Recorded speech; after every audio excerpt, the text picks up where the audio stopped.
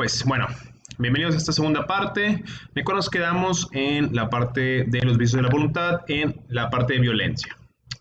Ahora, violencia es es toda coacción grave, irresistible e injusta ejercida sobre una persona razonablemente con el objeto de determinar contra su voluntad o aceptar una obligación o cumplir una prestación o una presentación dada. La violencia puede ser física o puede ser moral. Ahora, esta parte de la violencia, pues solamente es una coacción.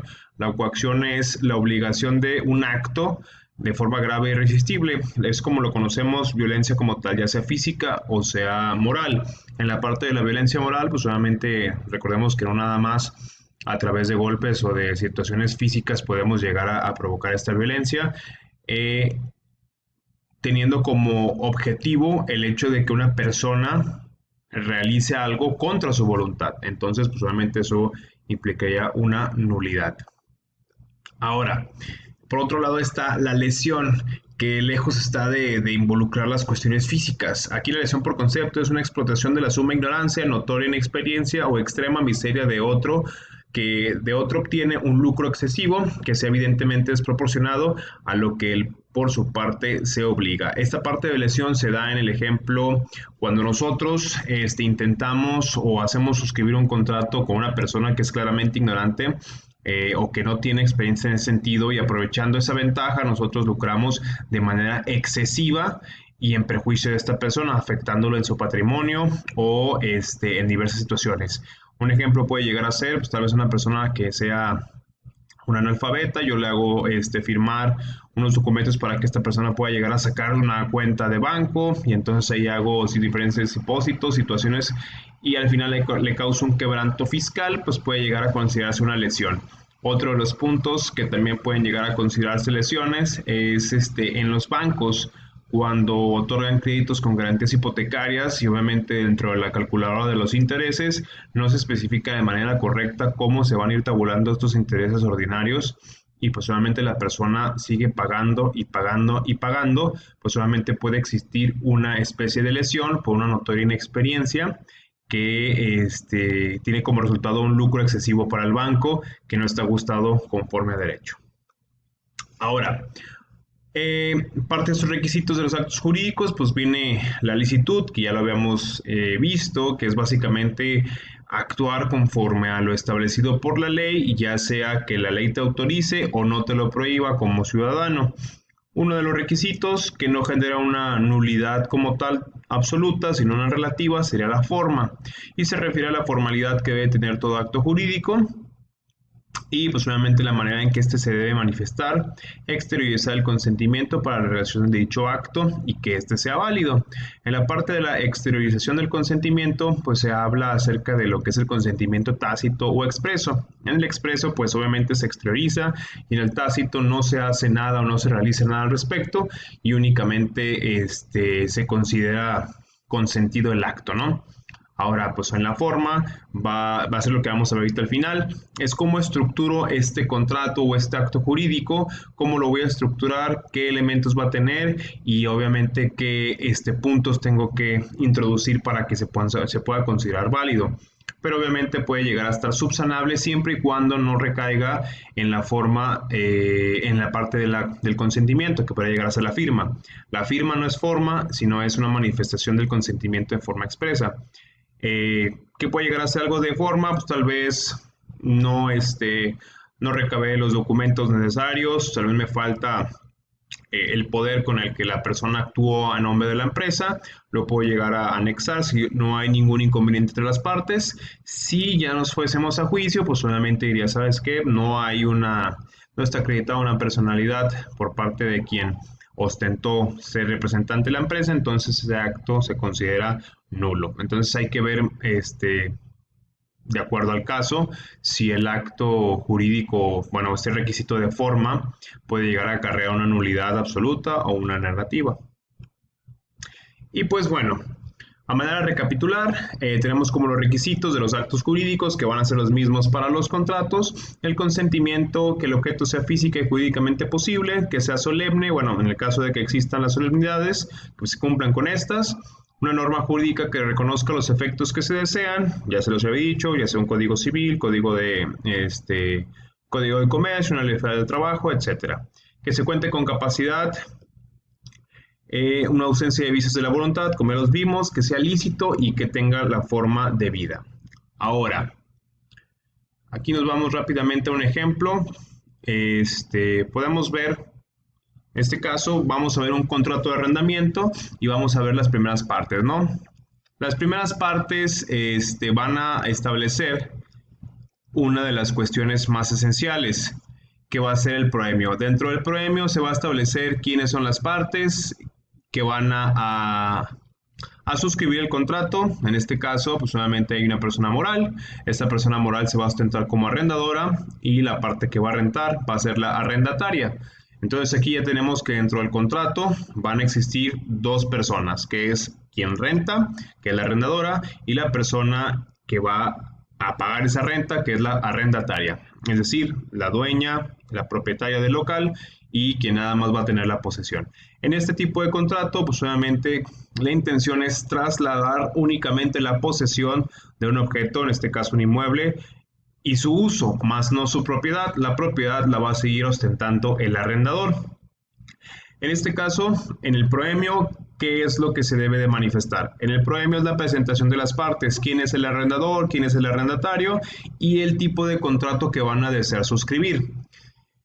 Ojo aquí, en la parte de los contratos sí son nominativos y tienen un nombre, pero si dentro de las cláusulas o del demás contenido del contrato se puede llegar a desprender un tipo de contrato distinto, lo que va a operar es a lo que se van a obligar realmente. Partiendo, recordemos, de los principios de derecho, el de pacta sunt servanda, quien se obliga está obligado a cumplir, o quien pacta está obligado a cumplir. Entonces, si yo me obligo a ciertas características que tal vez no cumplen con un contrato de arrendamiento, pues obviamente el contrato va a mutar a lo que yo me obligué, ¿no? Si obviamente si hablo de una compraventa y le pongo contrato de arrendamiento, pues obviamente va a ser un contrato de compraventa, pero el nombre es incorrecto. Entonces, en el proemio se va a establecer quién es el arrendador y quién es la parte arrendataria. Una vez establecido eso, nos vamos a las declaraciones y cláusulas. Primero, las declaraciones.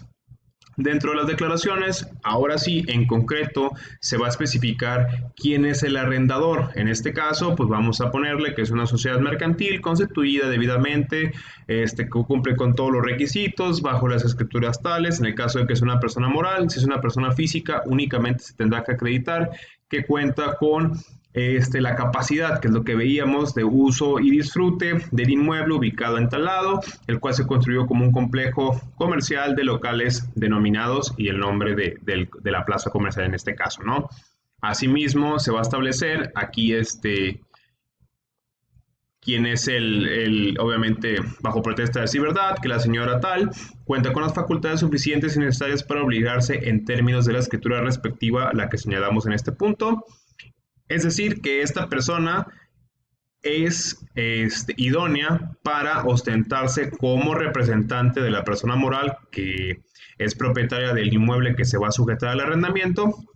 Entonces, dentro de las declaraciones ya se dijo que tengo la propiedad, que tengo la capacidad y que quien se ostenta como el representante de la moral tiene facultades para poder realizar el trámite. Esto se hace en la parte de declaraciones, la arrendadora. Ahora, ¿qué pasa si fuera una persona física? Pues únicamente nos quitamos la parte de la escritura pública y ahí sí acreditamos de forma directa quiénes somos, tal vez mediante un documento oficial, como puede llegar a ser cartilla militar, en el caso cartilla militar, la INE o la IFE o un pasaporte.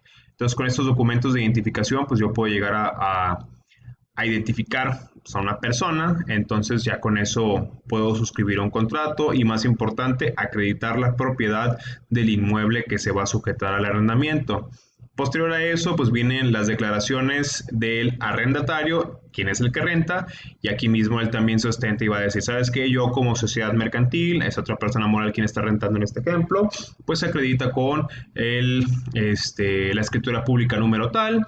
Asimismo, se dice que quien comparece como el representante es mexicano, soltero, mayor de edad, etcétera, etcétera, que tiene un registro tal y que asimismo es su intención, aquí lo podemos ver, es que desea tomar en arrendamiento un local comercial ubicado al interior del conjunto mercantil denominado tal, que se identifica en la cláusula primera de este contrato para establecer en el comercio distinto un comercio destinado única y exclusivamente al giro de tal. Entonces, aquí vemos solamente que esta persona tiene la intención de arrendar un local comercial. Dentro de las declaraciones, pues solamente aquí se me pasó la arrendadora tiene que establecer que es su intención dar en arrendamiento el inmueble que es de su propiedad o de la propiedad de su representada. Y aquí el arrendatario tiene que establecer que es su intención arrendar el inmueble descrito, como aquí lo ponemos dentro de la cláusula 1, que ahorita la vamos a ver, y que asimismo que manifiesta bajo protesta de decir verdad que cuenta con las facultades suficientes para obligar a su mandante los términos de este contrato o de las leyes mercantiles que regulen el presente contrato y con dichas facultades. Entonces, pues aquí vemos que es un contrato en materia mercantil, pues porque la intención es el fin de lucro y pues bueno. Aquí vamos a ver las características de la persona que se ostenta como la representante de la arrendataria. Pues ahí está, ¿no? A través de la escritura pública número tal, bla, bla, bla, bla, bla.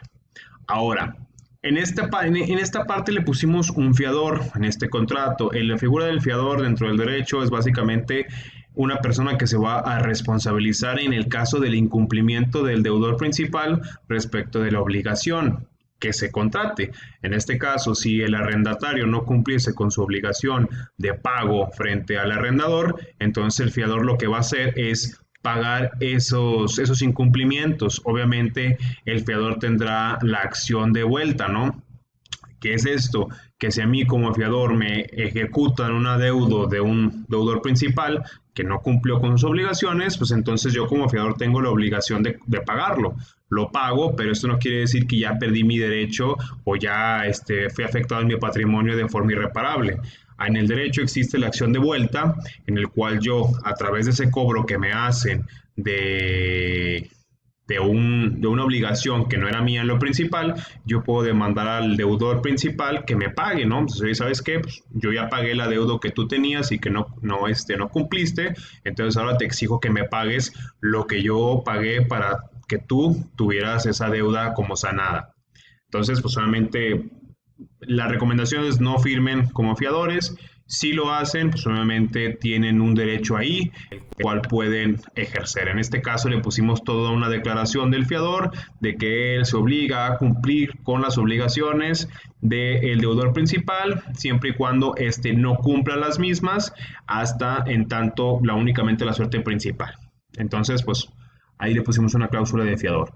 Ahora, una declaración del fiador. Ahora, en las cláusulas, que es básicamente el cuerpo del contrato, se va a establecer pues todas las características del inmueble, se va a establecer a partir de cuándo inicia este arrendamiento, cuándo termina, causales de terminación, se va a poner importantísimo el monto del arrendamiento, cuándo se va a pagar, a través de cómo se va a pagar, hay veces que le podemos poner en efectivo, a través de depósito o una transferencia, las condiciones del pago, se tiene que establecer obviamente